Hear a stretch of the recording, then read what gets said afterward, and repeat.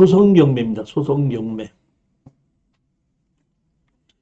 이 소송경매는 제가 책을 발간을 해서 아직도 한 반 정도가 남아 있습니다. 안 팔려가지고. 안 팔리는 책 중에 하나예요.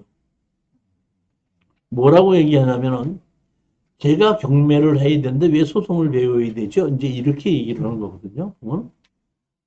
소송을 해서 이기자는 것이 아니라 소송을 통해서 협상을 하자 이런 얘기입니다. 그러니까 소송은 협상의 지름길이라고 생각하시면 되는 겁니다. 저기 쭉 보시다 보면은 여러 가지 사례가 나오는데 이 맨 마지막 사례가 소송을 해서 이긴 사례거든요. 판결문으로 해서 소송을 이겼는데 돈은 안 남아요. 돈은 안 남습니다. 가장 남는 게 어떻게 나면은 낙찰받고 소송을 집어넣으면은 그쪽에서 합의하자고 오면 합의했을 때가 제일 수익이 많이 나고 빨리 해결이 됩니다. 즉 다시 말하면 소송이라는 것은 합의를 하기 위한 소송이지 판결을 받아서 이기려고 하는 소송은 아니다 이렇게 생각하시면 됩니다.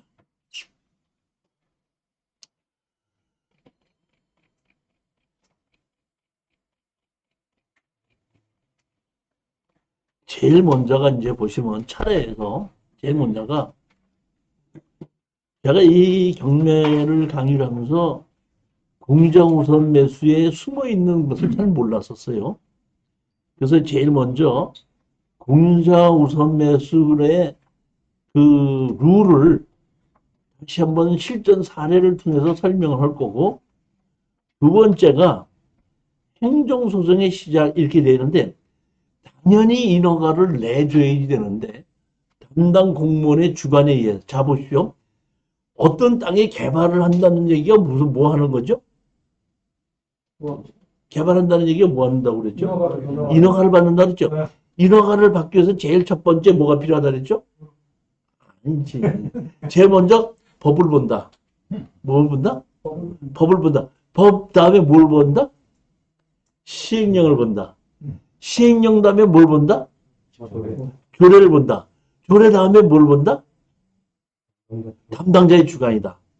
그럼 다 맞는데 담당자의 주관에 의해서 어떻게 한다? 당연히 해줘야 될 걸 안 해줬을 때 우리가 할 수 있는 방법은 다른 방법이 없고 행정소송과 행정심판이라는 방법이 있다는 겁니다. 그래서 그 행정소송과 행정심판에 대해서 제가 설명을 하고 그 다음에 보면은 제일 먼저 파트 3에 하면 토지 특수경매 입문하고 특수경매에 낙찰을 받아서 소송을 하지 않고 만나서 협정을 한 사례입니다. 그 다음에가 다시 말하면 파트 4는 네가 그래 네가 땅만 샀잖아 건물은 내 거야. 근데 너 어떻게 하라고 이렇게 했을 때에 법은 법이 이렇게 돼 있습니다 하고 가르쳐 주기 위해서 소송을 하는 거거든요. 그럼 우리가 소송을 하게끔 되면 법원에서 소송 내용이 간단 말이에요. 그러면 일반인들은 그 내용, 소송을 온 내용을 모르기 때문에 대부분이 소송 온 걸 가지고 자기에 가까운 변호사나 또는 법무사한테다가 소송에 대한 걸 물어보죠. 일반 민사 같은 경우에는 누가 거짓말을 하느냐 이런 거를 잡아내야 되지만은 우리 지금 낙찰 받은 걸 소송하는 것은 증거가 정확하게 있기 때문에 거짓말이냐 아니냐가 필요 없어. 내가 산 게 있으니까. 등기부등본이 난 게 있으니까. 경매로 낙찰 받은 게 있고 거기 거주하는 사람이 있고 이게 명확하기 때문에 법의 룰이 어떻게 되느냐만 따라서 누가 더 피해가 갈 수 있느냐만 가지고 하기 때문에 그걸 가지고 가서 물으면 원하는 사람이 이 소송한 사람이 뭘 원하기 때문에 지금 당신에서 이것이 법으로 해서 판결문을 받으면 당신한테 이런 식으로 가게끔 됩니다. 했을 때 그 결론을 미리 알면 그 사람들이 어떤다? 합의를 한다 이런 얘기죠. 그 다음에 다섯 번째 보면 그냥 합의하는 수도 있는데 그냥 합의를 하지 않고 판사님한테 가서 제가 뭐 이렇게 잘못된 건 알고 내가 나가야 되는 건 알겠는데 제가 돈이 없습니다. 그러니까 어떻게 조금 좀 어떻게 된다? 좀 너무 무리한 요구를 하지 않게끔 좀 해주십시오 하고 판사님한테 가서 얘기하면 이제 거기 뭐야? 다시 가격에 대해서 조정을 하는 사례입니다. 조정해서 하는 거고 아까도 제일 얘기했지만 조정하지 않고 뭐해? 무별로 무응대 나오지도 않고 뭐도 안 해. 나 아무것도 가진 거 없다. 배째라. 난 이 판사판이다. 하게끔 되면 어떤다? 할 수 없이 어떤다? 판결문으로 간다 이러니. 이렇게 해서 제가 여기 파트 6까지 해던 것을 실전 사례를 가지고 설명하는 거라고 보시면 됩니다. 전부 다 처음부터 끝까지가 뭐예요? 실전 사례입니다. 자, 우리가 한번 보시겠습니다. 우선 매수 신청을 여러 명이 동시에 할 경우 이렇게 돼 있죠. 제가 우리 그 평택에 이제 미군 부대가 설치가 되고 그다음에 이제 평택에 이제 개발이 된다는 것이 고속지구가 개발이 된다는 것이 발표되고 얼마 안 된 다음에 평택에 있는 집이 4분의 1이 경매로 나왔더라고요. 그래서 이제 제가 우리 수강장한테다가 이 지분 경매도 이것도 괜찮으니까 투자를 합시다 그랬더니 저한테다가 한 번도 법원을 안 가봤는데 같이 가보십시다 해갖고 같이 갔었던 적이 있습니다. 그래갖고 쭉 하다 보니까 우리 수강생이 1등 해갖고 했어요. 두 명이가 들어와갖고 1등을 했어요. 그래갖고 됐구나 했더니 바로 조금 있다가 한 사람이 툭 나오더니 공기자 우선 매수 신청합니다. 하고 한 명이 났어. 아 이거 뺏겼구나. 그랬더니 바로 30초 후에 또 다른 사람이 공기자 우선 매수 신청합니다. 또 나오더라고. 그런 감사를 했거든요. 근데 또 한 사람이 또 공기자 우선 매수 신청합니다. 그러니까 다시 말하면 내가 4분의 1을 낙찰을 받았는데 우리 수강생이 나머지 4분의 1씩 갖고 있던 3명이 전부 다 와서 공유장소 매수 신청한 거예요. 그러니까 그만큼 그때 어떤데? 평택이 뜨고 있다는 얘기. 전부 다 공유자 우선 매수 신청했어요. 그러면 이때 이 공유자는 우선 매수를 누구한테 갑니까? 지분별로 나눠. 그게 이런 겁니다. 보면 한 사람은 이제 2분의 1이고 만약에 한 사람은 4분의 1이라 그러면 우리가 낙찰받은 거 4분의 1에 2분의 1 대 4분의 1 분으로 나눠서 공유자우선 매수가 나갑니다. 3명이 똑같은 지분을 했다면 3명이 똑같이 나누고 2명이 했다 그러면 2명이 나누는데 그 사람들이 만큼 가지고 있는 지분만큼을 가지고 그 지분을 똑같이 그 비율로 나누어서 공유자우선 매수 신청을 받는다. 이렇게 생각하시면 틀림없는 겁니다.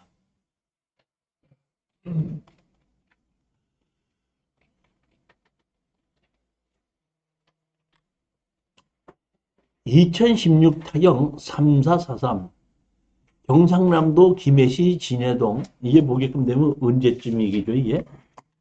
이게 17년도 17년도인데 여기에 보면은 이 땅과 이 집과 앞에 있는 땅이 지분으로 나왔더라고요. 지분인데 집 상태도 좋고 다 앞에 땅도 좋더라고요.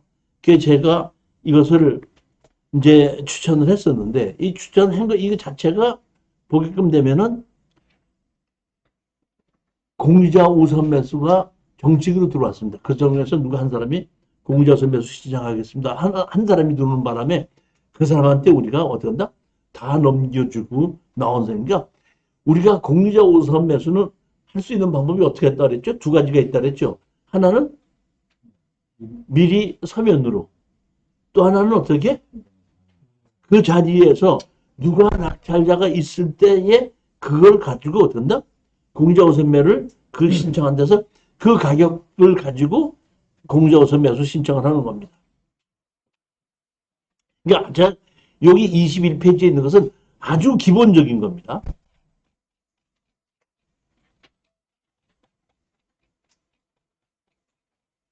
두 번째 물건입니다. 이게 이런 거 비슷한 것이 우리 지금 공투에서도 하나 이제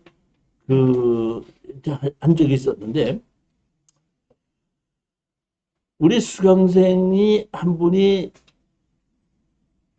오셔가지고 등록을 해놓고 저한테 이렇게 얘기를 하더라고. 교수님, 그러니까 저한테다가 공개 강의나 이런 걸 듣던 분이 아니고 누가 추천을 해서 그냥 들어오신 분이야. 내가 아는 사람이 아니야. 그러더니 저는 누가 추천해서 들어온 사람입니다. 한 여자분인데 이렇게 얘기를 하더라고요. 아, 예, 반갑습니다. 그랬더니 교수님, 저는 돈을 벌어야 돼요. 그러더라고. 제가 보기엔 한 30대 후반 정도 됐는데 그 여자분이 뭐라 그래? 저는 좀 돈을 벌어야 됩니다. 그러면 그 여자는 돈 벌어야 되고 난 안 벌어도 돼? 네? 그래서 제가 웃으면서 얘기를 했죠. 돈 벌어야 돼요? 그렇기 때문에 꼭 제 수강 기간에 하나를 추천해서 낙찰을 받아서 돈을 벌게 해주셔야 됩니다. 그래서 내가 물어봤죠. 그래요? 그러면 돈을 벌어야 되는 이유를, 정당한 이유를 된다면 내가 하나, 돈 되는 거 하나 추천해 드릴게요. 그랬더니 나한테 이러더라고요. 있잖아요.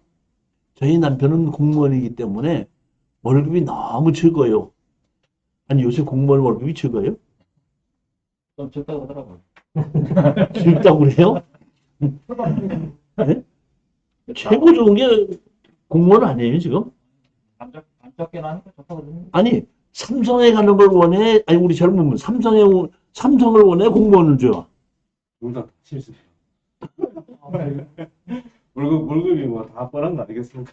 아니, 삼성은 월급이 많죠. 그렇지만 그만큼 어떻게 스트레스가 많고, 공무원은 월급이 조금 적겠죠. 그렇지만 그만큼 어떻게 자유스럽죠. 일장일단이 있는 거죠. 그렇지만 공무원이라고 해서 월등히 월급이 적은 건 아니에요. 예. 그래서 내가 얘기했죠. 지금 공무원 시험 보려고 이제 공부하는 분이 몇십만 명이야. 그거 갖고 안 돼. 그랬더니, 했더니 하나 더 있어요. 그러더라고.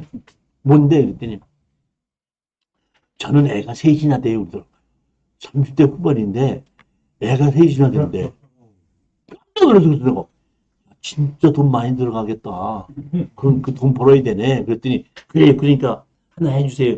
그래가지고 이걸 해줬는데, 나중에 알고 봤더니 애 하나밖에 없더라고. 그날 나중에 나한테 거짓말했고. 뻥친 거지. 자, 그래서 내가 그때 내가 이 경매 물건을 골라줬던 것이 보면, 여기 뭐야? 토지 지분 매각입니다. 정망부인데 이게 1,000만 원인데 얼마까지 들어졌어? 350까지 들어. 350만 원까지 들어졌죠.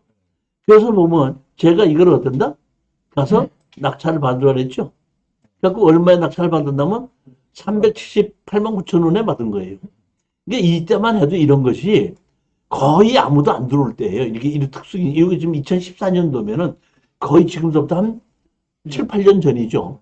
자, 이제 이랬는데 나한테 와가지고 뭐라고 얘기하냐면은 저 낙찰 받았는데 이제 어떻게 할까요? 그러더라고. 그래서 내가 잔금 낼 때까지 좀 기다리자. 아니, 그러니까 화가 날 때까지 좀 기다리자. 그랬더니 그래요. 알았는데 화가 났어요. 그러더라고. 그래서 내가 그럼 나하고 같이 현장을 가자. 현장을 갔습니다. 현장을 갔더니 이 집이 여기 보게끔 되면은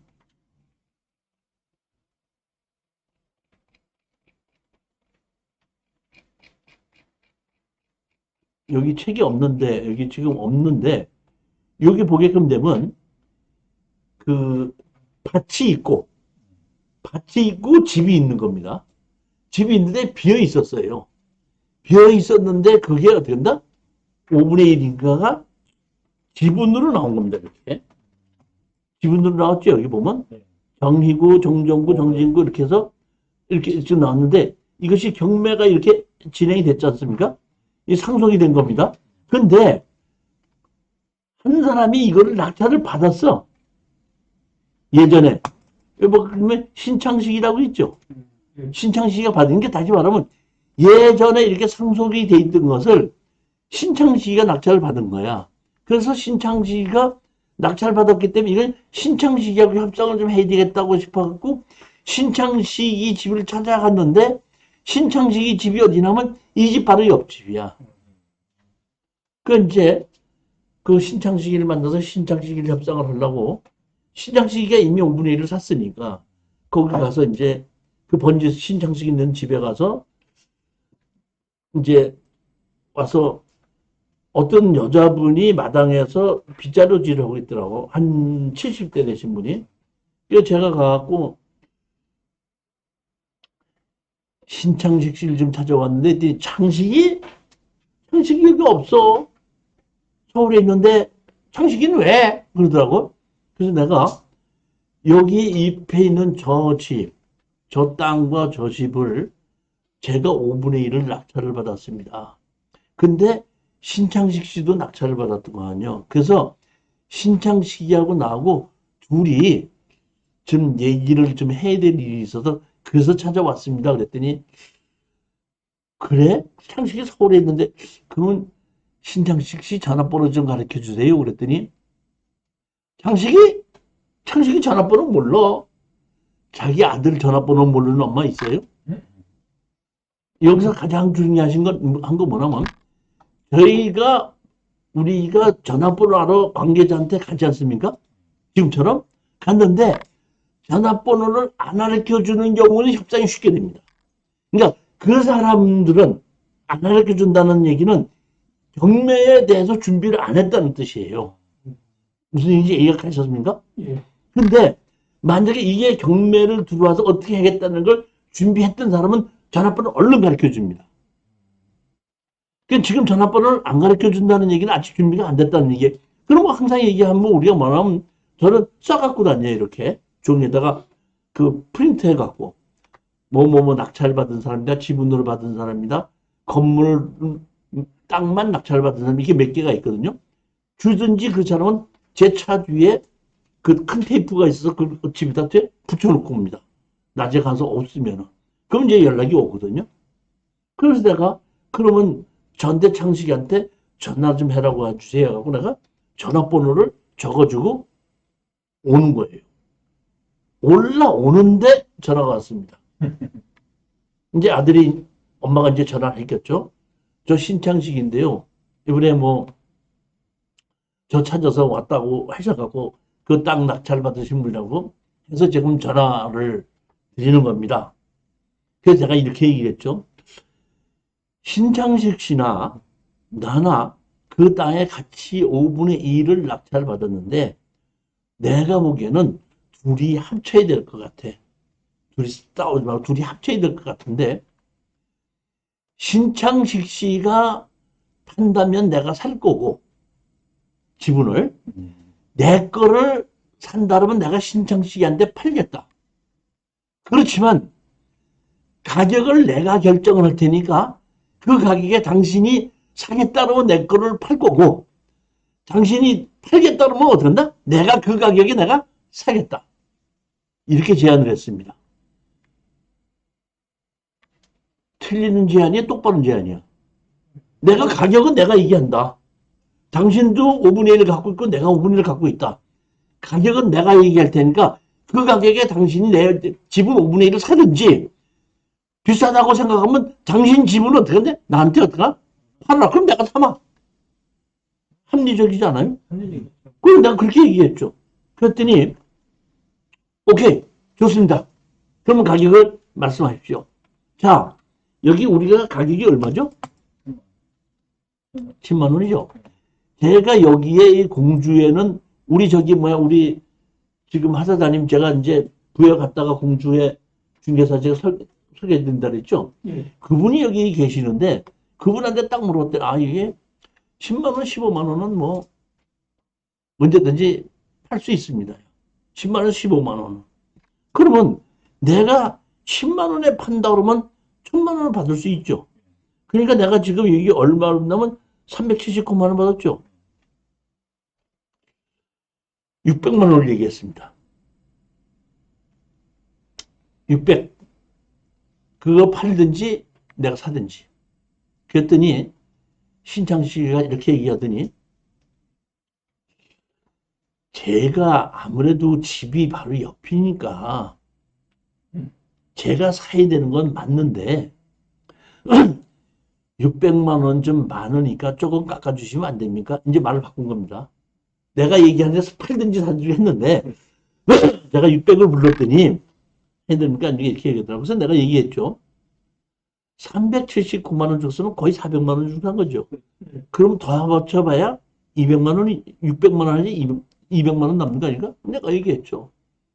왔다 갔다 차비하고 등기 이전하고 나면은 600만 원 받아봐야 돈 100만 원밖에 안 넘어. 그걸 가지고 무슨 저기 뭐야 깎아주고 자식할 게 뭐 있어. 얘기했더니 그러면 100만 원만 남으시면 됩니까? 이러더라고요. 그래서 그럼 되지 뭐 이거 갖고 뭘 더 남길 필요가 있어 그랬더니 그러면은 계약을 하신 건 돈 370만 원이죠. 370만 원하고 다 합쳐서 제가 150만 원을 입금시켜 드릴 테니까 잔금을 안 내시겠습니까? 이렇게 제안을 하더라고. 그래서 내가 그러면 차순위 신고를 해서 왔으니까 그렇게 얘기할 텐데 공유자가 차순위 신고를 해야 돼? 우선 매수 신고해야 돼? 그럼 앞뒤가 맞는 얘기야? 안 맞는 얘기야? 안 맞죠? 내가 그래? 알았어요. 그럼 내가 조금 생각해보고 전화를 다시 드리겠게요. 전화 끊고 내가 우리 수강생 했던 데는 옆에 야, 창식이가 150만 원을 주고 잔금을 안 내면 150만 원을 주겠다 그러는데 얘가 공유자 우선 매수 신청했냐 했더니 예. 그날 법정에서 조금 웃긴 일이 있었습니다. 제가 교수님한테 말씀 안 드리는데 조금 웃긴 일이 있었습니다. 무슨 일인데 그날 창식이 오지 않고 다른 사람이 젊은 애가 대리로 왔더라고요. 대리로 와서 아무도 안 들어오는 가격인 줄 알고 입찰에 들어왔는데 우리보다 10만 원인가 얼마에 갖고 우리가 이겼습니다. 그러니까 공유자 우선 매수를 하지 않고 같이 입찰에 들어온 거야. 입찰에 들어왔다가 우리한테 진 거야. 그러니까 그 자리에서 걔가 뭐라냐면 공유자 우선 매수 신청하겠습니까? 그랬더니 하겠습니다. 하니까 그럼 보자. 그러니까 신청식이 대리이다 보니까 아까 낙찰 받았으니까 지금이니까 오케이. 공유자 우선 매수 받아들 테니까 입찰 보증금 내놔요. 이제 이렇게 했거든. 그랬더니 걔가 뭐라고 얘기했냐면 입찰 보증금 저 봉투에 저기 하면은 한다고 집어넣었잖아요. 저기 함에 있는데 그거 꺼내서 드리면 안 됩니까? 했더니 말씀을 그렇게 하십니까? 입찰 보증금 주세요. 없으면은 못 받아들입니다. 그러니까 돈이 없으니까 어떡한다? 못하고 그러니까 못했다고 얘기를 했으니까 신창식이가 그냥 그럼 차순위 신고하라고 그런 거예요. 그러니까 차순위 신고라고 그냥 빠진 거예요. 그러니까 항상 이렇게 얘기할 때 조금 아시는 분들은 원래 그러니까 제가 보기엔 이 사람이 공유자 우선 매수 들어온 걸 모르는 것이 아니고 내가 보기엔 신창식이 아는 것 같은데 이런 경우에 이렇게 지분을 다른 사람이 안 들어오고 시골에 이런 것에 들어올 줄 아무도 생각 못 했으니까 그냥 이번에 어떤다? 그냥 최저가격으로 들어가서 입찰하자. 이런 식으로 들어왔다가 갑자기 들어오니까 그렇게 된 거예요, 보니까. 그래서 내가 그런 일이 있었구나 하고 알고 내가 이제 우리 그 낙찰받은 여자한테 얘기했지. 잔금을 안 내면은 150만 원 준다니까 차비 왔다 갔다 하고 뭐 쓰고락도 한 돈 100만 원 남는 것 같은데 그렇게 할래? 그랬더니 그럼 됐죠. 지금 뭐 이거 뭐 낙찰받은 저 37만 원 낸지 뭐 일주일밖에 안 됐는데 돈 100만 원이 들어온다 그러면 그거 받을 이유가 뭐 있습니다. 오케이. 그럼 자 하고 내가 이제 다시 전화를 했죠. 계좌번호 150만 원 입금시켜주면 잔금 안 내겠다 그랬더니 알겠습니다. 그럼 계좌번호 보내주십시오 그러더라고. 그래서 내가 어땠나? 우리 그 같이 탔던 그 낙찰받은 여자한테다 그리로 어떤다? 신창식이한테다가 계좌번호 보내라. 했더니 계좌번호 보내 조금 있다 오늘 서울 오기도 전에 입금됐네요. 그러니까 오케이 그럼 잊어먹고 있어. 했더니 우리가 뭐야? 미납을 했지 않습니까? 미납을 했더니 차순위 해가지고 이게 신장지기가 가져갔던 겁니다. 이게 제일 첫 번째 사례인데 공작 우선 매수를 제가 했을 때에 법원에 갔을 때 보면 저렇게 여러 명이 온 경우도 있지만은 공작 우선 매수 하러 와서 돈은 안 갖고 와서 공작 우선 매수 신청도 여러 번 봤습니다. 반드시 뭐가 있어야 된다? 돈이 있어야 된다. 공작 우선 매수는 현금을 가져가서 해야지 현금 안 가지고 가서는 공작 우선 매수 받아들이지 않는다. 그 얘기입니다.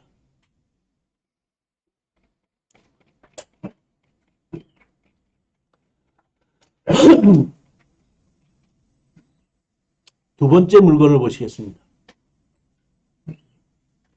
2016 1006일 경상남도 거창군 가분면 동성리인데 이쪽에 이런 것이 있는 것이 전부 거의 다가 제가 이 창원의 황경진 경매 원장님 그 학원에서 추천 물건 강의할 때 거기에 있는 수강생들이 많이 들어가서 이게 남쪽에 이런 물건 많이 들어간 겁니다. 이것도 제가 봤더니 보면 토지 지분 매각이죠. 네. 근데 한식으로 집이 아주 잘 지어져 있더라고요. 제가 가봤더니 저기 뭐 에어컨까지 설치가 돼 있더라고요. 그런 것이 보게끔 되면 여기 뭐 1,400만 원인데 어떻게 한다? 들어가 있죠. 근데 여기 보면 자 공유자 체입금도 공유자 우선 매수 신청 있으면 돼 있죠.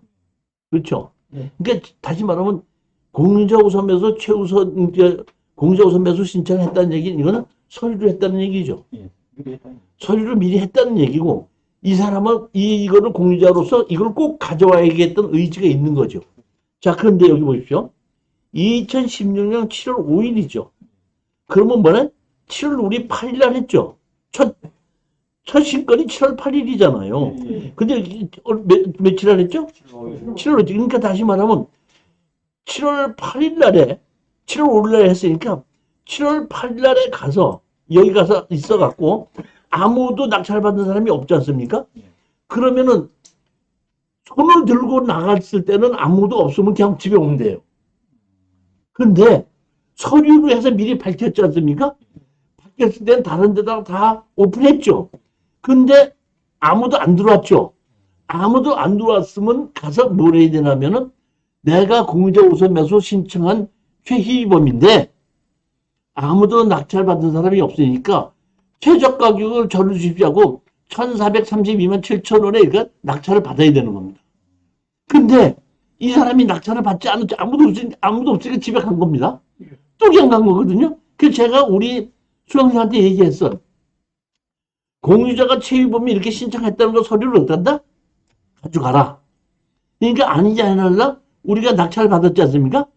낙찰 받자마자 최유범이 그때 나왔고 공유자 우선매수 신청합니다 한 거야. 그러니까 법원에서는 공유자 최유범 씨 맞네. 공유자 우선매수 받아들입니다 한 거예요. 왜냐하면은 집행관들은 최유범이가 7월 5일 날 공유자 우선매수 신청했다는 거를 그 당시는 모르는 거예요. 자기네들이 그걸 조사해서 알 수는 없잖아요. 항상 얘기했듯이 우리가 입증해서 했었다고 주장을 해야 되는 거예요. 이거는 집행관뿐만 아니라 판사님한테 소송을 할 때도 똑같이 마찬가지예요. 다시 말하면 우리가 민사소송이 있고 형사소송이 있죠. 형사소송은 우리를 대신해서 검사라는 사람이 다 조사를 해서 판사님한테 저 사람이 이런 죄를 지었습니다 하고 어떤다? 보여주기 때문에 우리 피해자는 그거를 범죄에 대해서 입증할 필요가 없어. 그렇지만 민사소송은 검사가 없죠. 뭘 입증을 누가 해야 돼? 본인이 해야 된 말이에요. 자, 본인이 했으니까 여기서 보면 이 공유자우선 매수 했었죠. 그걸 가지고서 최유범 씨는 공유자우선가 맞긴 맞는데 2016년 7월 5일 날 이렇게 공유자우선 매수 신청했는데 써먹지 않지 않았습니까? 하고 그 자리에서 보여줘야 됩니다. 이걸 보여주지 않으면은 그 했는지 안 했는지 모르기 때문에 그대로 어딘다? 공유자가 가져가는 겁니다. 그래서 그렇게 신청했더니 공유자는 먼저 서류로 신청했다가 써먹지 않았기 때문에 이 당신 최이범씨는 당시 어떤데? 취재됐습니다. 해갖고 우리 수강생이 낙찰을 받는 겁니다. 그러니까 우리 그 수강생이 그러더라고. 그래갖고 낙찰을 받고 법원 바깥에 그 법원에서 나오니까 얼마에 팔 거냐고 좀 팔달라고 해갖고 그냥 가격만 이렇게 정해갖고 이렇게 처리했습니다. 이렇게 얘기를 하는데 이것도 사실은 보면은 한다고 그랬으면은 가격만 잘 결정이 됐으면 우리가 아까처럼 미납을 하고 다른 사람 이름으로 다시 어떤다? 뭐 공자우선 매수 신청을 하든가 이래야 되는데 그걸 못하고 또 다른 사람 없이 주인이 혼자다 보니까 자기 이름으로는 공자우선 매수 또 신청 못하는 겁니다. 이렇게 할 수 없이 교수님 나한테 와서 그러더라고. 법원에서 나와갖고 마당에서 바로 팔았습니다.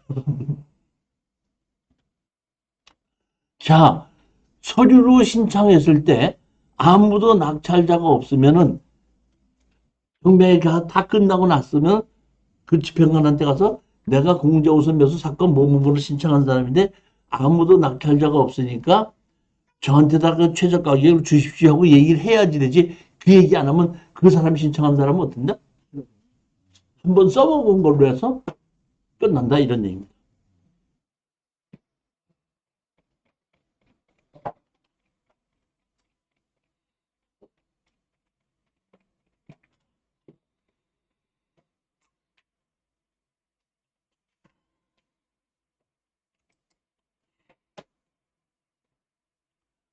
소유자가 이제 여러 명인데 공자 우선 매수로 해갖고 이룬이 이렇게 했죠. 지금도 보시면 이 이룬이라는 곳이 부산에 있는 제가 보기에는 지분만 투자하는 회사예요. 지분만.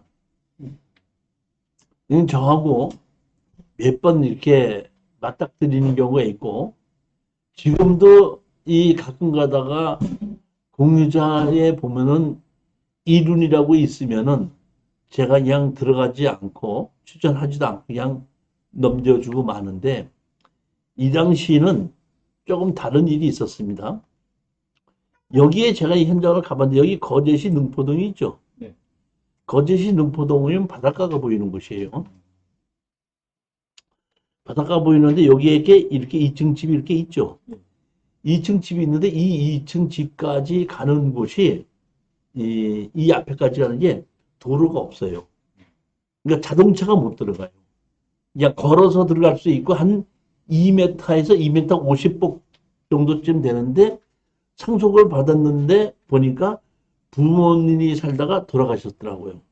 근데 이거는 제가 왜 그러냐면은 여기에 지금 지적도에 없는데 요 위로 이 건물 위쪽으로 2차선 도로가 이렇게 지나가 있는데 이 땅하고 2차선 도로 사이로 거제시의 소유의 농지가 한 조그만 게 하나가 있어. 그 농지가 있는데 이거를 낙찰받고 거제시에서 그거를 분할받게끔 되면은 이 옆에 보면 다세대도 지었는데 다세대도 지을 수 있을 만큼 도로 옆에 접한 땅이 돼요. 그래서 내가 참 이것이 좋겠다 이런 생각을 했는데 자 보십시오. 봤더니 제일 먼저 보십시오. 여기 보면 공유자가 공미현이라는 사람이 2017년 4월 18일 날 했죠. 다시 말하면 1차 끝나고 2차 끝나고 3차가 4월 18일인데 3차 때에 공유자우선 매수 신청을 했죠. 그렇지 않습니까? 그런데 아무도 낙찰받지 않았죠. 그러니까 이 공유자우선 매수는 이게 끝났죠. 그러다 보니까 이 이룬이라는 데서 이거를 들어갈 때 이룬하고 투자자들하고 해서 공유자로 해서 3명인가가 같이 들어간 겁니다. 다시 말하면 5분의 1을 다시 또 3명이 같이 들어간 거야. 그러니까 5분의 1씩 한 사람이 갖고 있고 5분의 1을 3명이니까 15분의 1씩 또 다시 갖고 있는 거야. 그러니까 자기 공유자 우선 매수할 때 15분의 1이 있든지 20분의 1이 있든지 상관하지 않고 공유자 우선 매수 받아준다 이런 얘기입니다. 그러니까 제일 먼저 3차 때에 공유자 우선 매수 신청했는데 유찰됐다 보니까 이 사람은 죽었죠. 취하됐죠. 그러니까 그 다음에 4차 때죠. 4차 때 공유자 이화자라는 사람이 또 신청했죠. 그러니까 4차 때 또 신청했단 말이에요. 또 아무도 낙찰 안 받았죠. 그러니까 이 공유자 우선 매수 두 번째도 어떻게 한다? 시켰죠. 세 번째죠. 세 번째 주계사 이룬이 신청했죠. 그러니까 세 번째 공유자 우선 매수 마지막 죽을 때 내가 우리 수강생한테다가 먼저 가기로 어땠나? 지르라고 얘기했습니다. 2,200만 원에. 2,200만 원 실렸거든요. 그랬더니 제가 보기 이룬에 있는 전문가가 온 게 아니라 그 이제 이룬에 돈 투자하신 분들 중에서 맨 마지막에 여자분이 왔더라고. 그 공자섬에서 신청합니다 해갖고 했는데 예 우리가 2,200만 원을 깠거든요. 그러니까 2,200만 원 주겠습니다. 했더니 이렇게 보더니 예 2,200만 원이요? 저 공유자 우선 매수 신청 안 합니다 해갖고 어떻게 한다? 안 하고 가가지고 우리가 낙찰 받았던 겁니다. 예. 무슨 소리인지 이해가셨습니까? 제가 그래서 한 번씩 다 죽이는 거 보고 난 다음에 한 거죠, 보면. 지금은 공유자 우선 매수에 대한 얘기를 하는 것이지 이걸 낙찰받아서 어떻게 뒤처리했다는 얘기는 나중에 다른 시간에 또 하면 되는 겁니다. 자, 그러니까 우리 같은 경우에도 우리도 이 공투할 때 법인으로 이렇게 할 수 있지만은 지분일 때 서너 명이서 3명, 4명이서 같이 들어가서 공유자 우선 매수를 서류로 신청해 놨다가 맨 마지막에 어떻게 한다? 한 번을 써먹는 걸로 가도 아무 문제가 없다 이런 얘기입니다.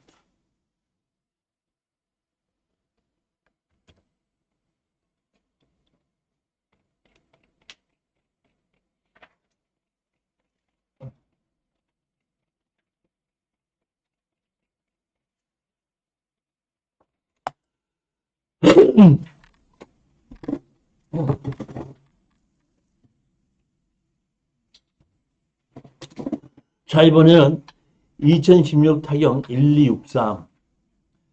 여기 보시면 농지죠? 여기 보면 농지인데 이렇게 집이 있고 이런 것에 지분으로 해서 어떤다? 1,400, 1,700만 원에서 이렇게 된다, 어떻게 한다? 해갖고 우리가 뭐야?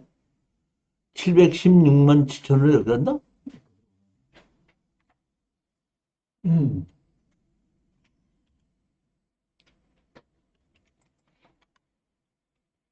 낙찰 받았는데 여기 보게끔 되면 미납으로 되어 있죠. 미납으로. 이 항상 제가 우리 수강생들에게 얘기를 합니다. 낙찰을 받고 나면은 일주일이 지나고 나면은 낙찰 허부가 결정이 되죠. 그러면 잔금을 낸다고 할 때까지는 이제 허가가 나오고 나면 얼마 있다가 이제 연락이 와서 언제까지 잔금 내라고 얘기를 하지 않습니까? 그러니까 움직이는 시작을 저 같은 경우에는 언제부터 시작하냐면 낙찰 허가가 나면 움직이기 시작하는 겁니다. 낙찰 허가가 나면 항상 제가 우리 여기 계신 분들도 제가 들었죠? 낙찰을 받고 나면 제일 먼저 허가가 나고 나면 뭐부터 하라고 그래요? 아무 소리 하지 말고 찾아가서 내가 이 집을 낙찰받은 사람입니다 하고 연락처만 주고 오라고 얘기해줘. 무슨 얘기를 해도 하지 말고 무슨 뭐도 답변도 하지 말고 뭐만 주고 해? 연락처만 주고 오면 돼. 그러니까 여기에 계신 우리 수강생이 낙찰을 받아갖고 허가 난 걸 보고 이 집에 찾아갔답니다. 찾아가서 그 이제 남자가 있는 걸 보고 어떻게 오셨습니까? 해서 이 집을 어떻게 한다? 낙찰받은 사람입니다. 지분을 낙찰받은 사람 했더니 아 그러십니까? 그 자리도 기다렸습니다. 들어오십시오 하더니 방으로 그걸 거실 들어가서 차 한 잔 드십시오 뭐 하십시오 하더니 뭐 자기 사정을 이렇게 저렇게 얘기를 하고 내가 어떻게 해서 이렇게 됐는데 이거를 내가 다시 사야 되겠는데 어떻게 하면 좋겠습니까? 해서 이제 이게 내가 잔금을 내고 등기 이전을 하고 취등록세 내고 내가 다시 당신한테 팔려면 이거는 700 얼마 주고 샀지만은 등기 이전을 해야 되고 취등록세 내야 되고 내가 팔게끔 되면 다시 양도소득세를 내고 뭘 내기 때문에 최소한도 1,500에서 한 2,000 그 정도 사이는 줘야지 나한테 몇백만 원이 남습니다. 그러기 때문에 그렇게 해야지 됩니다. 했더니 그냥 깜짝 놀라면서 어떻게 좀 싸게 안 되겠습니까? 싸게 해줄 수 있는 방법이 있으면 어떻게 그대로 한번 할 테니까 저는 돈이 가진 게 그렇게는 없습니다. 해주십시오. 하다 보니까 이제 우리 수강생이 이분한테 얘기했죠. 그렇다면은 제가 잔금을 안 내도록 하겠습니다. 그럼 내가 입찰보증금 있죠? 네. 입찰보증금이 얼마 71만 6천 원이죠? 71만 6천 원에다가 위로금으로 한 300을 주신다면은 제가 잔금을 안 내겠습니다. 잔금을 안 낸다 그러면 당신은 공유자로 해서 서류로 공유자 우선 매수 신청을 하십시오.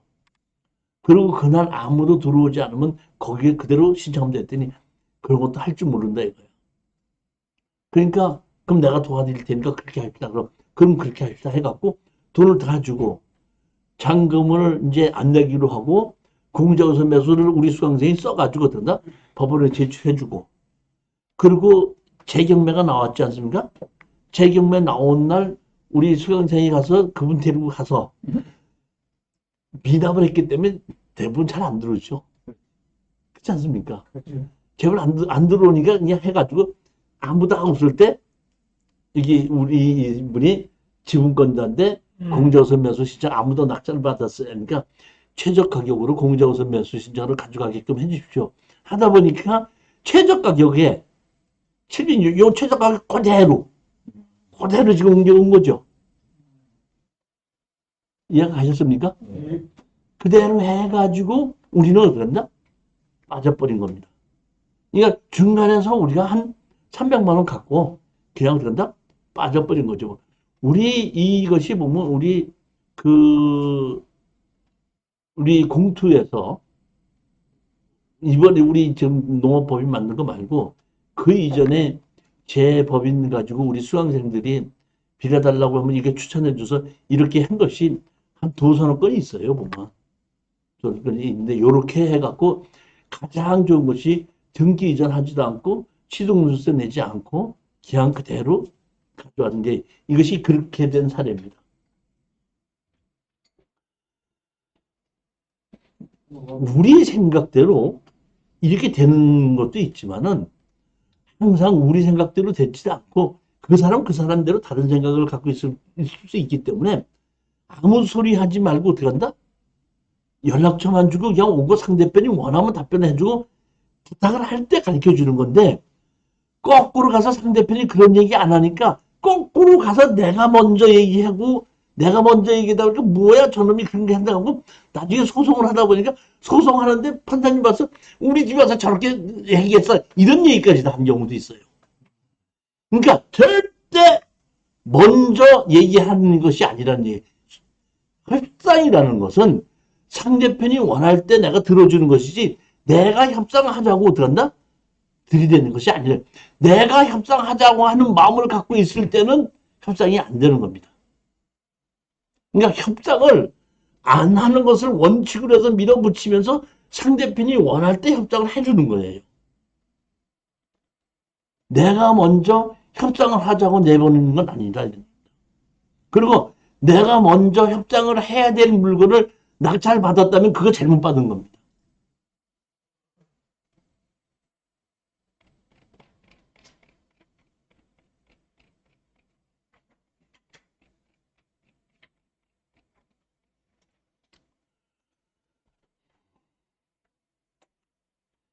(2016) 타경 19063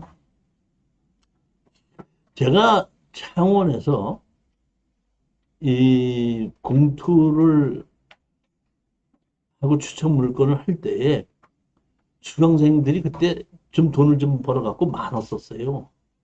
그때는 이제 코로나 사태 이전이기 때문에 뭐 강의실이 넓다 보니까 그때 한 70여 명 정도가 들어왔는데 70여 명 정도쯤 들어오다 보니까 내가 좀 감당하기가 힘이 들어가지고 안 되겠다 싶어갖고 내가 조를 짰어. 조를 짜갖고 한 10명씩 짜서 7팀 정도를 만들어가지고 이제 조별로 내가 출처 물건을 해준 겁니다. 여기 팀장이 한 명이 있었는데 이제 그분이 이 팀장을 내가 시켰는데 그분이 이제 실수를 한 거죠. 그분이 왜 팀장이 됐냐면 이렇게 된 겁니다. 이분이 성남에 있는 아파트를 하나 낙찰을 받았는데 대항력이 있는 임차인으로 돼 있고 5천만 원이 신고가 돼 있더라고요. 대항력이 있는데 배당 요구는 안 했어요. 그냥 뭐 적어 놓고 그냥 그 5천만 원에 세가 들어가 있다. 이렇게만 돼 있는 거예요. 그러다 보니까 가격이 그 5천만 원을 물어주는 조건으로 가격이 떨어진 거예요. 그래도 내가 보기에는 5천만 원 물어줘도 한 5천만 원을 남을 수 있기 때문에 추천을 했습니다. 낙찰을 받았더라고요. 그 제가 이제 어떻게 해야 됩니까? 하고 물어봤을 때 내가 그분한테 얘기를 했어요. 우리는 5천만 원을 물어줄 수 있는 걸로 서류상으로 다 받지만은 내가 물어줄 테니까 언제 나가라 소리는 하는 거 아니다. 그냥 가서 낙찰을 받고 난 다음에 내가 낙찰을 받은 사람이다. 언제 나갈 거냐? 그 얘기만 해라. 그랬더니 예 알았습니다 그러더라고. 그랬더니 갔다 오더니 그런 거야. 교수님 뭐라고 그랬더니 제가 낙찰 받은 분 두드리고 들어가서 낙찰 받은 사람인데요. 언제 나갈 거냐고 물어봤더니 그지 않아도 올 줄 알고 기다리고 있었는데 딱 한 달 열흘만 기다리면 다른 데로 이사 가게끔 다 잡혔으니까 한 달 열흘만 좀 기다려 달라고 해갖고 그러겠습니다 하고 얘기했는데 이거 돈 보증금 5천만 원 얘기 안 하더라고요. 다시 말하면 그 경매가 올 때 아는 친척이나 돈이 없어도 아는 집에 있다고 하더라도 누가 오면은 아 그냥 내가 방어하는 셈 치고 아 내가 뭐 전세 5천만 원이야 뭐 크게 얘기하는데 실질적으로 돈을 하지 않았는데 그거를 5천만 원 내놓으러 갈 때 형사건이 돼요. 행하지 않고 말로 아 나 전세를 5천만 원 들었었는데 뭐 이렇게 얘기하는 것은 할 수가 있지만은 진짜로 누가 낙찰을 받았잖아요. 근데 5천만 원 준 적이 없잖아요. 친척이든지 이럴 수 있잖아요. 있는데 5천만 원 달라. 그런 사기로 들어갈 수 있기 때문에 말로는 그렇게 해도 실질적으로 집행하지 않는 경우가 상당히 많아요. 그렇기 때문에 가서 뭐 5천만 원 주겠다 말겠다 이런 소리 하지 말고 낙찰 받았으니까 너 언제 나갈 거냐? 그럼 나는 5천만 원 받을 게 있다. 그래 입증해. 그럼 같이 한번 소송을 하고 조사해보자. 그래서 확인이 된다면 주겠다. 이렇게 얘기를 해야 되는 것이지 뭐 그냥 알았다고 문제 이렇게 얘기하는 게 아닙니다. 그러니까 먼저 가갖고 언제 했더니 이제 그 이사갈 날짜가 잡힌 것이 한 달 뭐 10일인가 있으니까 그날은 이날 날짜가 잡혔으니까 그날을 그날만 가게끔 해준다면 나가겠습니다 하니까 그럼 그 약속 꼭 지키십시오 그러고 왔다는 거야. 그럼 나보고 하는 얘기가 5천만 원 안 나내는데 그러더라고.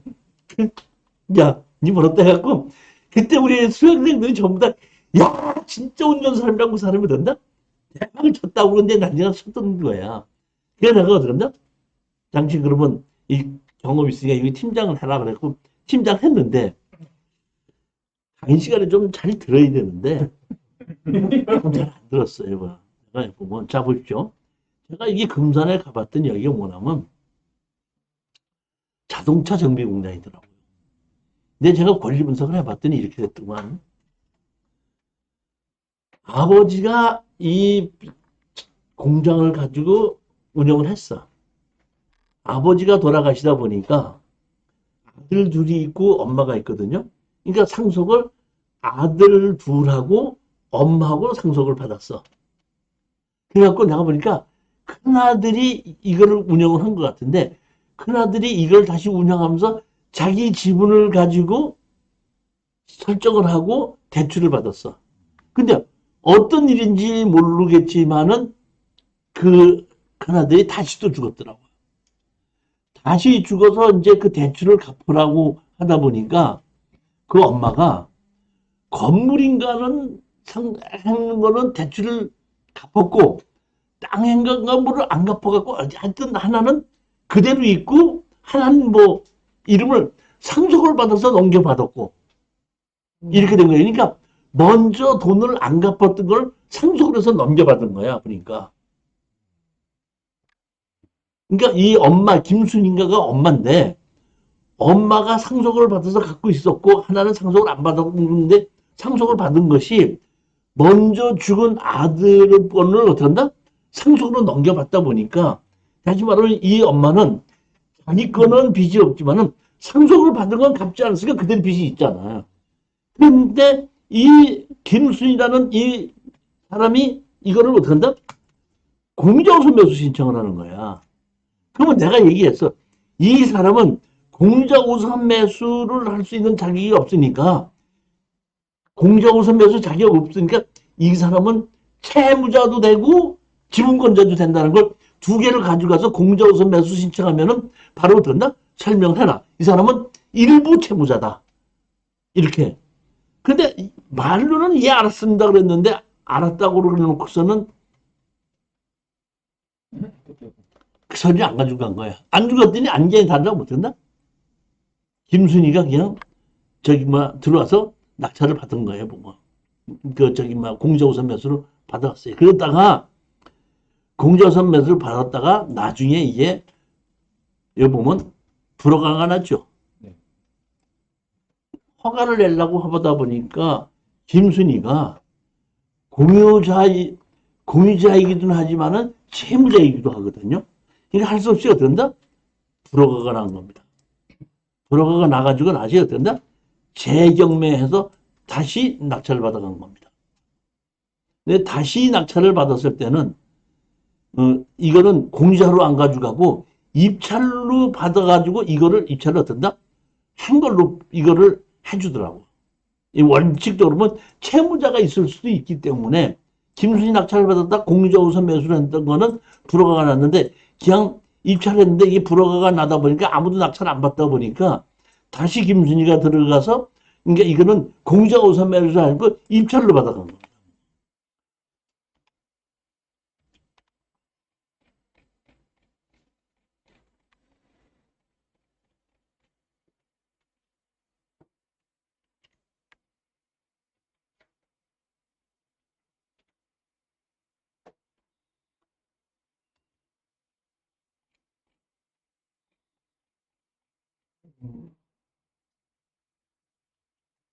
여러분 김순이로 돼 있죠. 김순이가 다시 말해 갚지 않고 요거는 보면은 건물에 관한 것은 김순이가 상속으로 넘겼잖아요. 여기는 뭐야 보면 이 토지는 그대로 뭐야 김범희 이름으로 그대로 돼 있고 이게 그대로 돼 있다고 했을 때는 김순이가 공유자우선 매수가 될 수가 있는데 여기에를 보면 김순이가 이렇게 넘겨받았잖아요. 넘겨받았으니까 김범희 지분을 넘겨받았기 때문에 여기서는 뭐야? 여기를 보면 지분권지만은 이거를 넘겨받은 거는 채무자가 되는 거니까 원래 공자우선 매수는 안 되는 것이다 이런 얘기죠. 그 채무자인데도 입찰이 가능해? 김순이 2차에 3차에 다시 3차에 했는데 이걸 받아줬더라고요. 그럼 이건 원래 또 이의를 제기하면 이것도 사순이가 가져갈 수 있는. 그러니까 이걸 아무도 안 들어왔으니까, 그러니까 다시 말하면 예를 들면 누가 들어왔으면은 이게 불가능을 했을 텐데 아무도 안 들어왔으니까 법정에서 그냥 그대로 인정해주자 이렇게 된 것 같아요. 뭐 단독이기 때문에.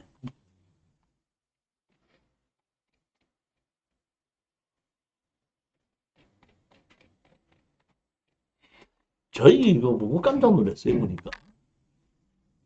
이때만 해도 제가 이 경주에 있는 땅값을 잘 모를 때거든요. 모를 때인데 이게 누가 바로 낙찰 받아가더라고 보면 1억 6,800에 받아갔죠. 이 토지 일부 지분 매각인데 그 불허가가 났죠. 근데 나중에 이제 다시 허가가 났는데도 이게 다시 했을 때 2차 가격인가 기억 낙찰 받아가서 깜짝 놀랐었거든요. 근데 이번에 다시 또 경매가 나왔더라고. 이번에 내가 지금 추천물건 보는데 이게요? 네, 이건 근데 이제 조금 이게 앞에 도로에 붙은 땅을 빼고 맹지만 따로 경매로 집어넣더만 그건 이제 다시 또 자기가 낮게 가지려고 했더니 뭐 그런 식으로 했더만. 자, 이거 보십시오. 이건 이런 얘기입니다. 필지가 하나 둘 세 필지죠.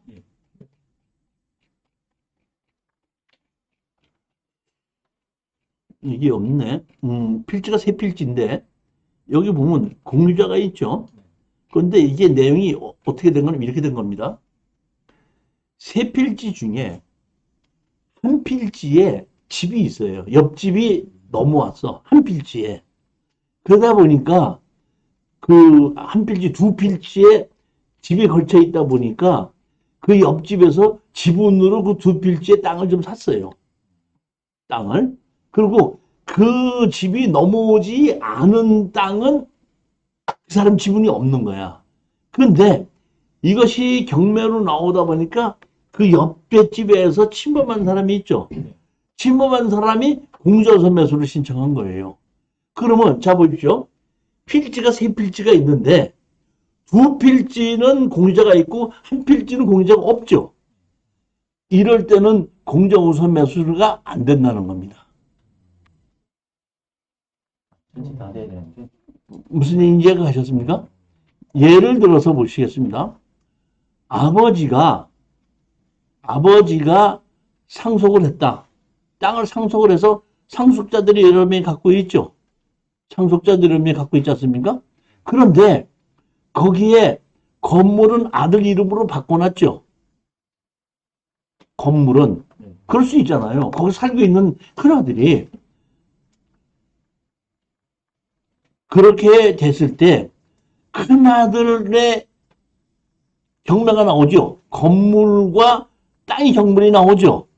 그러면 그 땅에 상속자들이 여러 명이다 보니까 공유자우선 매수가 될 것 같지만은 건물에는 공유자가 없기 때문에 그건 공유자우선 매수 신청을 안 받아준다 이런 얘기입니다. 땅은 상속을 받아서 여러 명이 같이 갖고 있고 건물도 상속을 받았는데 건물을 혼자서 어떻게 한다? 그 형이 다 가지고 있었다 이런 얘기예요. 그러니까 땅은 여러 명이 같이 갖고 있고 건물은 형이 혼자 갖고 있었거든요. 근데 그 갖고 있는 형이 경매로 나온다 그러면 건물 전체에다가 토지 지분으로 나오는 거 아닙니까? 그랬을 때에 건물에는 지분이 없기 때문에 공유자우선 매수 안 받아준다 이런 얘기입니다. 그러니까 공유자우선 매수는 매각되는 물건 전부 다의 지분이 있어야지 공유자우선 매수를 받아준다는 겁니다. 한 필지라도 공유자가 없는 것이 한 필지라도 있을 때는 공유자우선 매수를 받아주지 않는다 그런 얘기입니다.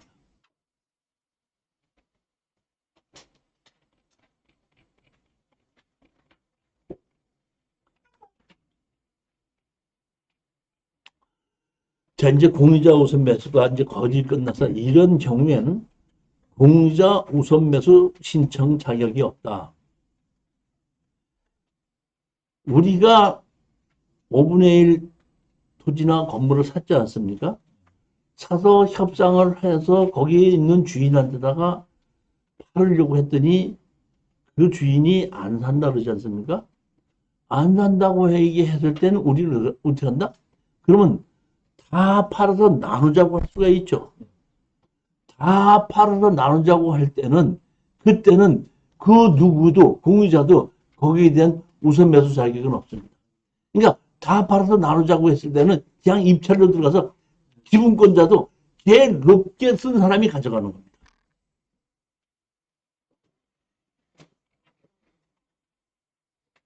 그러니까 공유물 전부에 대한 경매인 경우에는 공유자 우선 매수 자격이 없다는 얘기고, 그 다음에 경매 신청을 받은 당의 공유자 있죠.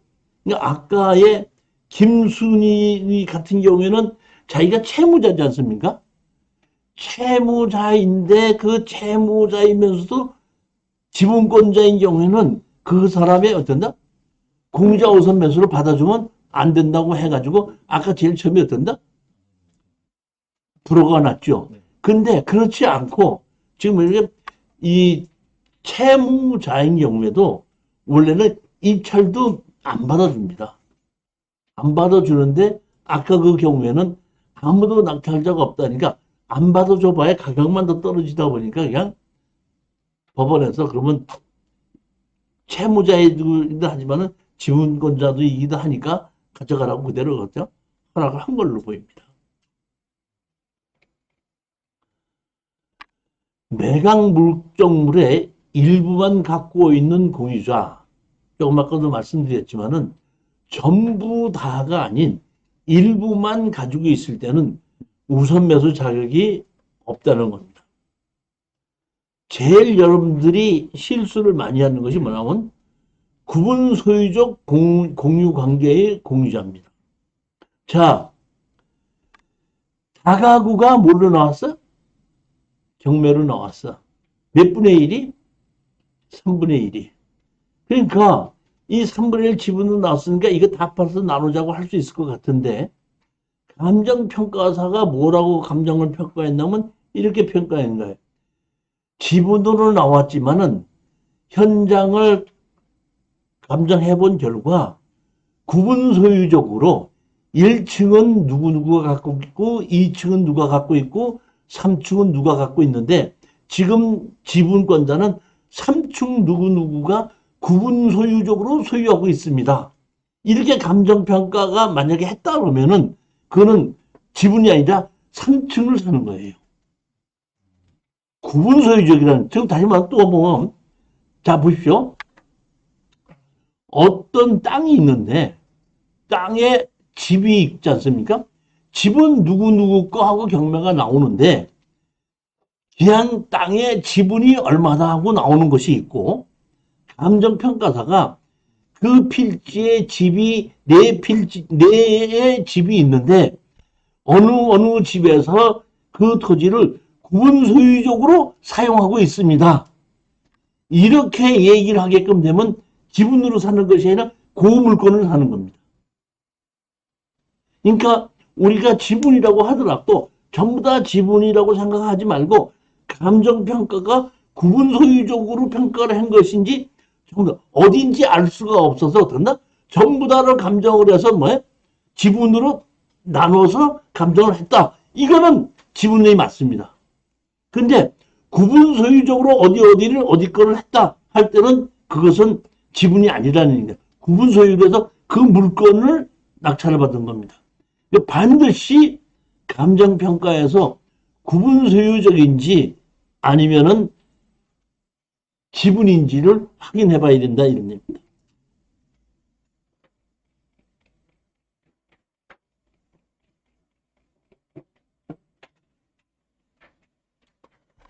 자, 파트 2.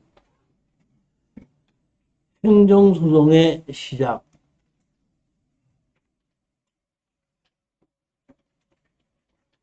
우리가 행정소송을 하는 것은 제일 첫 번째가 어떤 거냐면은 농지 취득 자격증명서를 발급받아야 되는데 경매로 낙찰받는 것.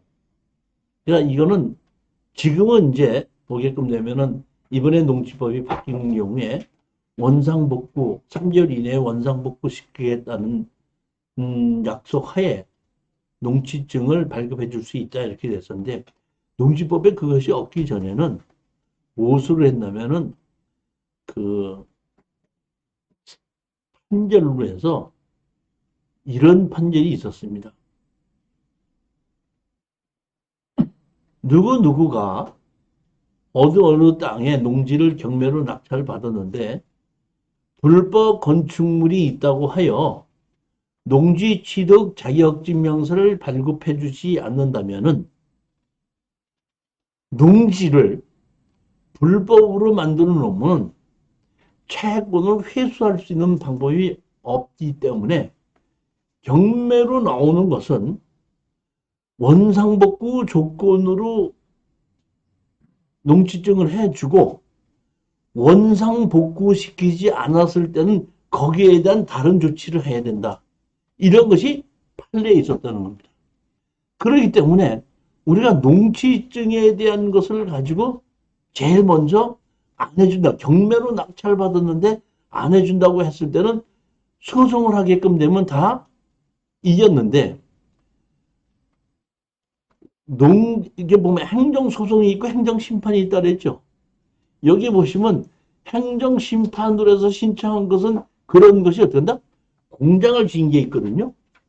공장을 지었는데 그 공장이 전에 침범을 해서 그 전으로 지목을 바꾸지 않았을 뿐이고 공장은 그대로 지어져 있습니다. 그런데 그 전으로 돼 있는 것을 농지증을 안 해준다고 해갖고 행정심판을 했다가 진 사례가 있습니다. 그 다음서부터는 제가 행정심판을 하지 않고 행정소송으로 어떤다? 바꾸게끔 된 겁니다. 자, 또 하나는 뭐냐면 행정국이 소송에 있는 것 또 하나는 무슨 얘기냐면, 자, 우리 수강생이 지목이 전인데 건축물이 있거든요. 그런데 그 건축물이 있는 것을 낙찰을 받았습니다. 농지 취득 자격증명서는 사실상 건축물 관리대장을 갖다 주니까 농지법상 농지에 해당하지 아니하므로 농지 취득 자격증명서 발급을 어떤다? 반려합니다. 해가지고 그 농지와 건물을 취득을 했습니다. 취득을 해놓고 이것을 팔으려고 했거든요. 팔으려고 했는데 공인중개사가 뭐라고 얘기했냐면은 이거를 대지로 만들어 달라 이런 얘기입니다. 뭘로 만들어 달라? 대지로 만들어 달라. 그러면 제가 우리 수강생한테 얘기했어요. 건축물 관리대장을 가지고 지적과에서 지목변경 신청을 해라. 지목변경 신청을 했더니 농지 전용 부담금을 내라 이렇게 나온 거예요. 농지 전용 부담금 내야 돼, 안 내야 돼요? 내는 게 맞아요? 안 내는 게 맞아요? 왜 안 내는 게 맞아요? 이미 전용됐잖아요. 다시 말하면, 자, 보십시오. 농지 전용 부담금은 농지 전용을 받을 때 내는 것이지 지목변경할 때 내는 것이 아닙니다. 다시 말하면, 건축 허가를 받을 때 농지 전용 부담금 낸 거예요. 근데 그것이 1, 20년 지났다고 해서 그 공무원들이 뭐라 그러냐면 농지 전용 부담금 내는 서류가 없다. 그러니까 내라.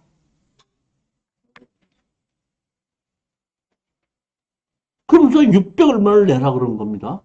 그러니까 그거는 아니지 않느냐 해갖고 행정심판을 제기했어요.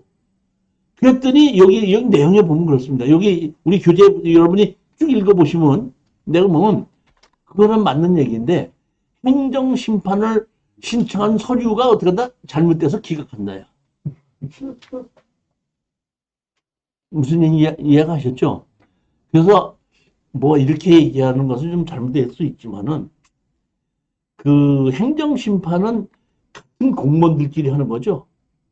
밑에 사람이 한 걸 위에서 한번 검토해 보는 거고 행정소상은 법에 의해서 조례에 의해서 판사님들이 조사를 하는 것이죠. 그러다 보니까 행정소송은 정확하게 판결을 내리는데 행정심판은 그렇지 않은 경우가 많더라고요. 그 다음서부터는 제가 행정심판을 하지 않고 좀 더 돈이 들어가더라도 행정소송으로 해서 진행을 하게끔 되는 겁니다. 지금 보면. 그래서 행정심판과 행정소송이 있는데 아까도 말씀드린 제일 먼저 우리가 땅의 가치는 뭐에서 나오는 거죠? 인허가에서 나오는 거죠. 인허가를 받지 못하는 땅은 돈이 안 되는 땅입니다.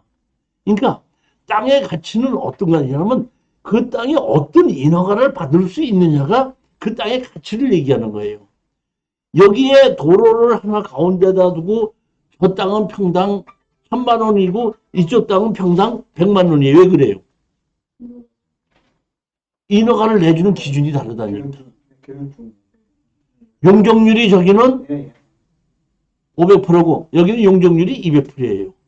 저기는 주상복합을 지을 수 있고 여기는 주택밖에 못 짓는다. 그러니까 인허가를 받을 수 있는 기준이 다르기 때문에 똑같이 도로를 가운데다 두고 마주보고 있는 땅이지만 땅 가격 자체는 어땠나?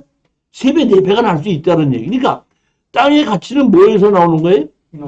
인허가에서 나오는 거죠. 그럼 인허가에서 제일 첫 번째는 뭘 봐야 된다 그랬죠? 법 보고. 법 보고 나오면 뭐? 시행령 보고. 시행령 보고 나오면 뭐? 조례 보고. 그러니까 법 보고 시행령 보고 조례를 봤더니 틀림없이 인허가가 나는 걸로 했더니 마지막에 누가 브레이크를 걸어? 담당자가 브레이크를 건다 이런 얘기였거든요. 왜? 담당자의 거기에 보면 담당자의 주관에 의해서 얼마든지 달라질 수 있기 때문이에요. 그렇기 때문에 그 담당자 법과 시행령과 조례를 봤을 땐 틀림없이 인허가가 나는 가능하다고 생각하는데 담당자의 주관에 의해서 못 해준다 또는 안 해준다고 할 때는 우리가 할 수 있는 방법은 행정소송밖에 없다는 얘기.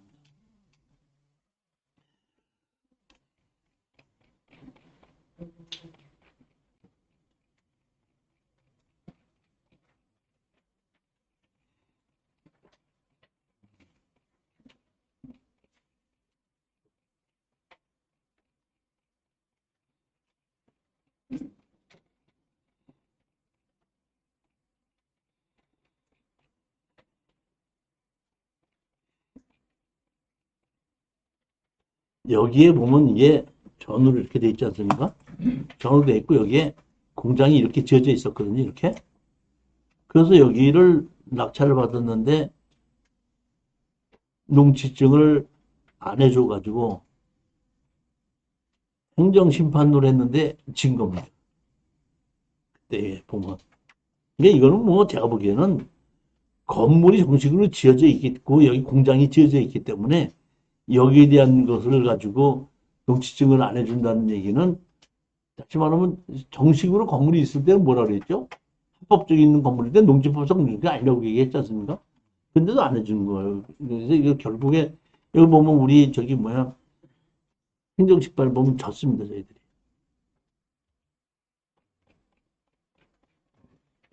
이렇게 건물이 지어졌고 이렇게 돼 있는 건데 지금 농지증 미발급에 대한 그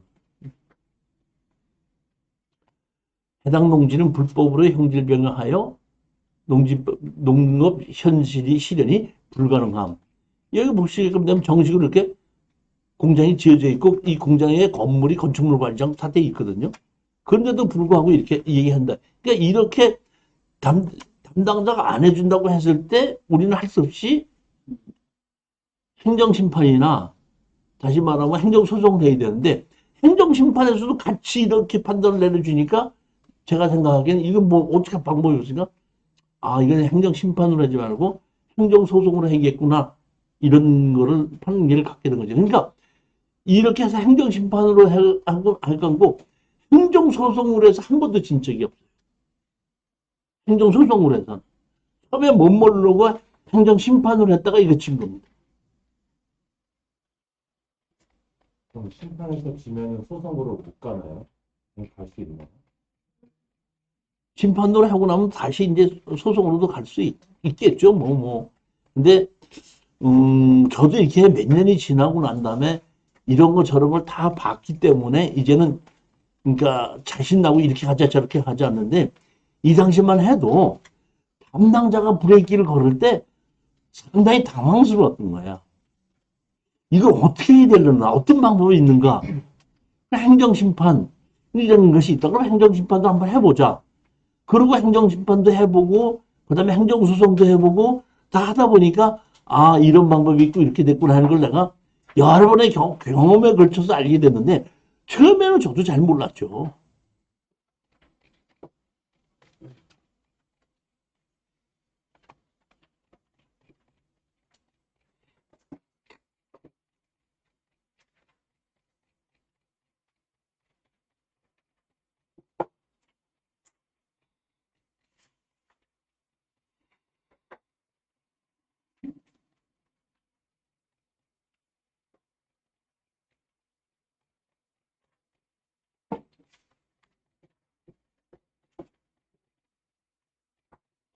만약의 경우에 그 건물이 거기에 불법 건물이라고 했을 때는 행정소송을 하게끔 되면 원상복구 조건으로 농지증을 해줍니다. 근데 아까 거기는 합법적인 건물이 있었거든요. 합법적인 건물이 있을 때는 농지법상 농지에 해당하지 아니함으로 해줘야 되는 거고, 불법 건축물이 있을 때는 원상복구 조건으로 해줘야 되는 게 맞다 이런 얘기예요. 지금은 행정소송을 하면 둘 중에 하나예요.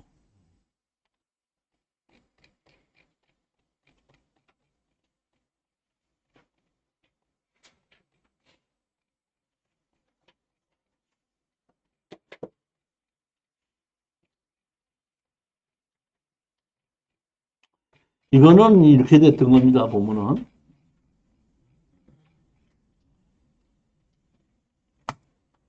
토지 지분 매각이죠. 여기 보면 과손으로 되어 있지 않습니까? 또 우리 한 명이 낙찰을 받았잖아요. 낙찰을 받았는데 이게 뭐냐면은 과손이잖아요. 과손 한 필지에, 여기 과손 한 필지에 이렇게 뭐야? 집이 지어져 있는 거예요. 이 집 자체가 불법 건축물이에요.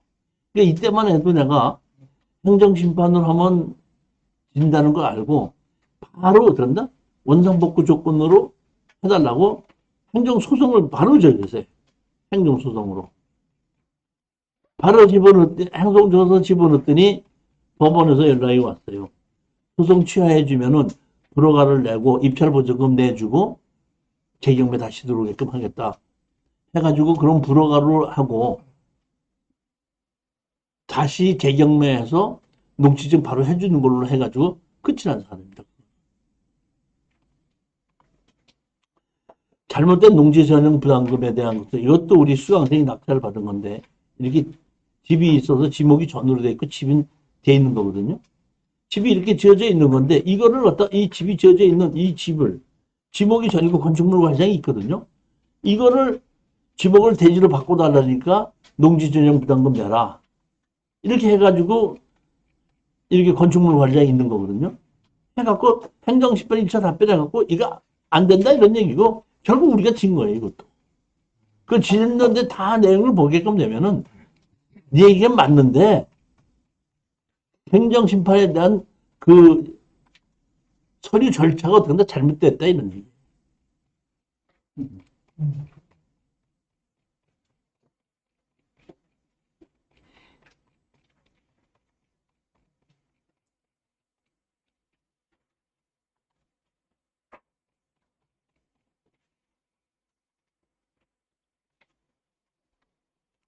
청구인의 청구를 모두 기각한다 이렇게 나와 있죠. 맞지 않습니까?